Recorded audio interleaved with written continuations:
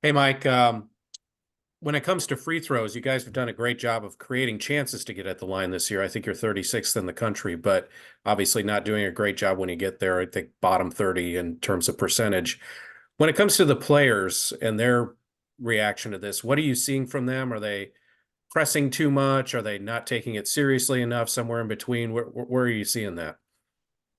Oh, I think they take it serious. It's because we shoot them every day, all day in practice, from the beginning to the end, in the middle. Um, it's just a mindset, man.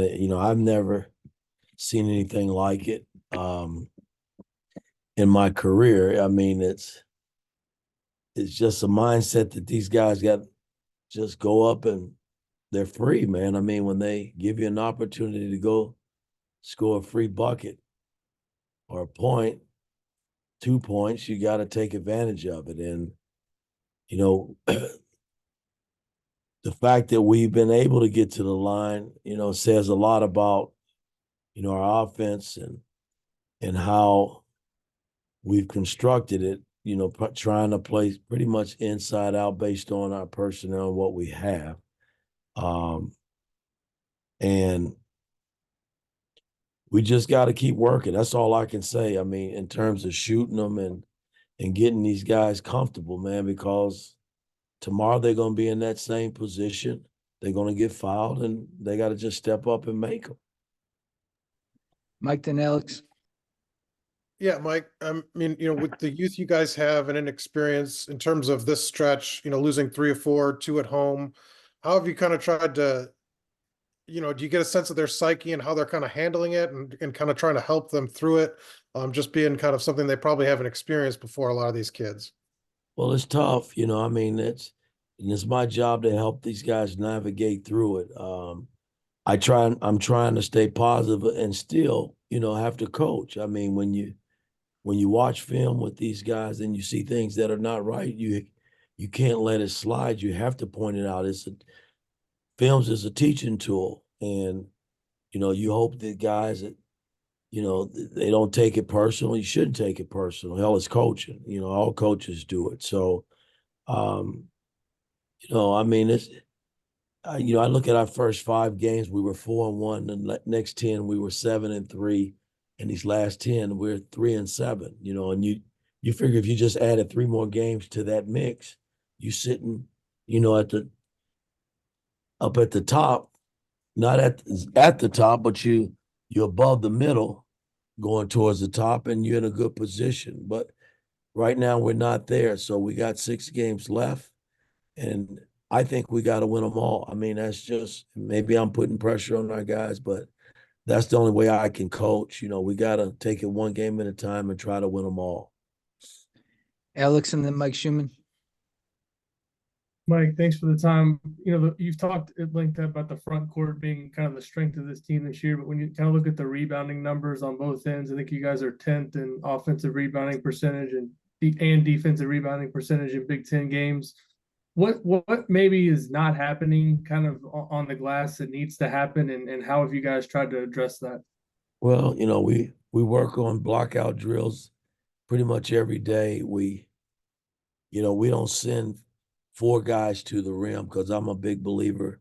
You can send 3, but trying to send 4 and then having balance coming back the other way from a defensive standpoint, I've always thought it hurts you.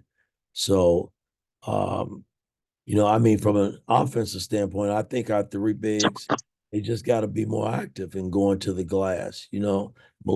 Malik, especially because he doesn't get a lot of putbacks, and we don't get them as a team.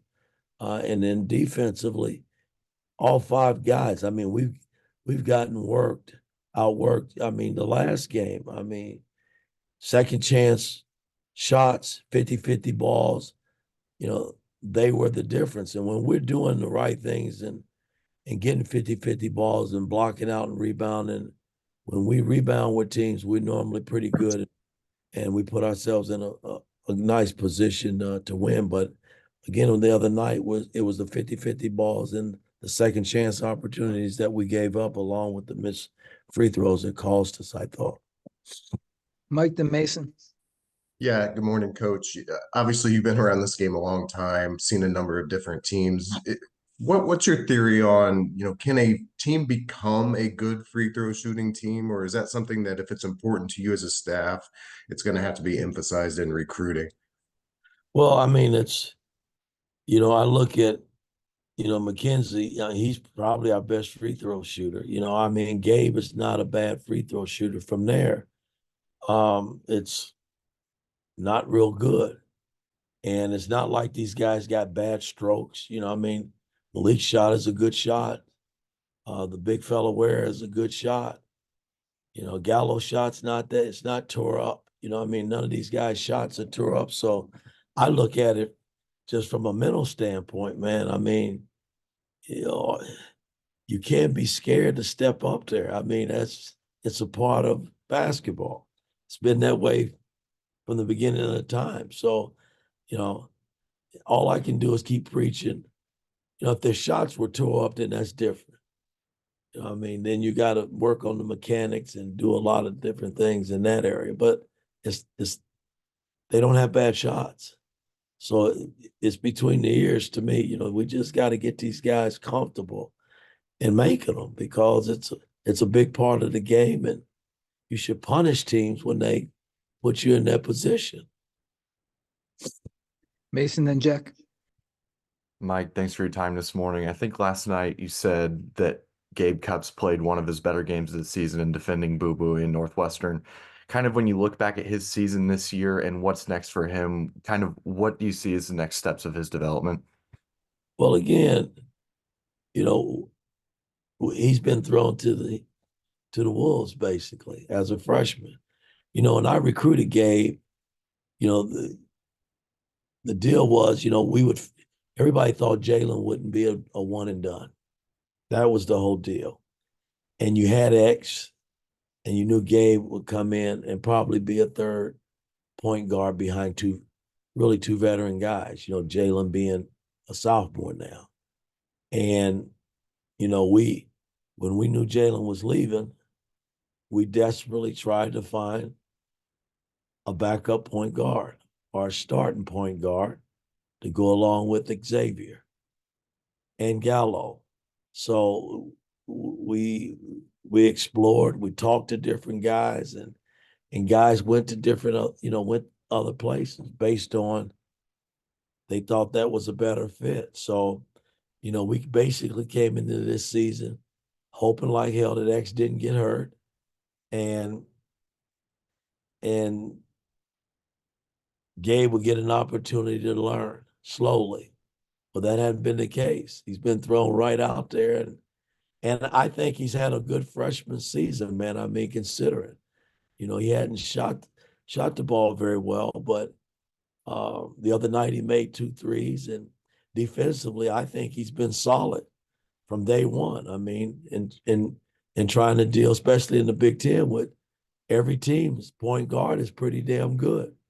And he's pretty much held his own from a defensive standpoint. I thought the other night against Boo Booey, I mean, he's been one of the hottest point guards in the league, and the whole day, young man, 3 for 14 shooting, and some of the different times down the floor where he was able to keep him in front, which has been a task for a lot of teams.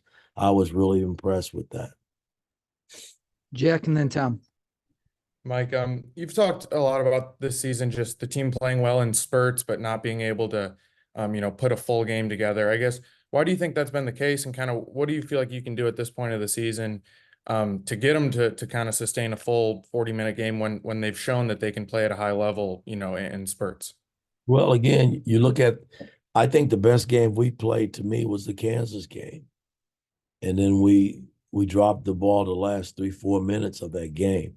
So I mean, we've proven we can play at a high level.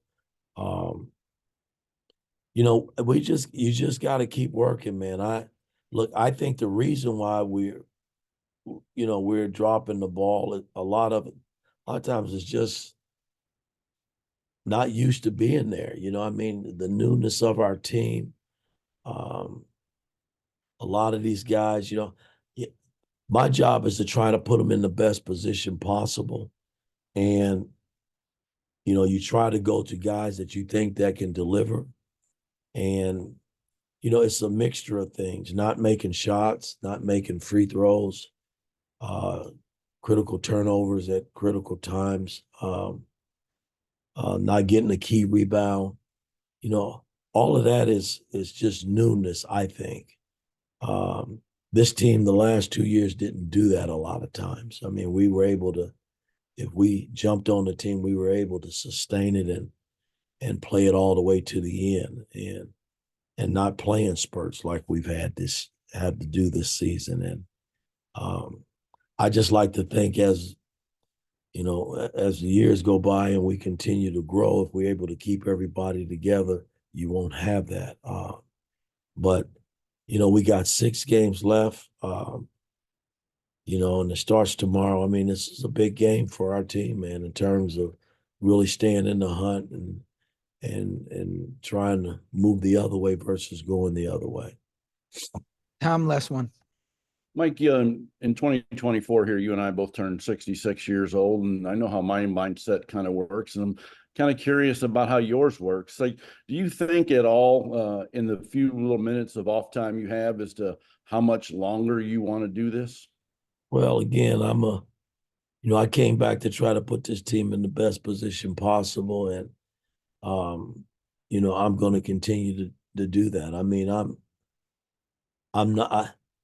I'm 60, almost 66, but I feel good and I still move around and I still think well in terms of the game and I still think I can teach the game. So I don't know. I mean, there are coaches that are coaching into their 70s and you know, I don't know if that's something I'll do. I don't know. You know, but at this point I'll take it a day at a time, a year at a time. I'm not going anywhere anytime soon, guys. I'm just not.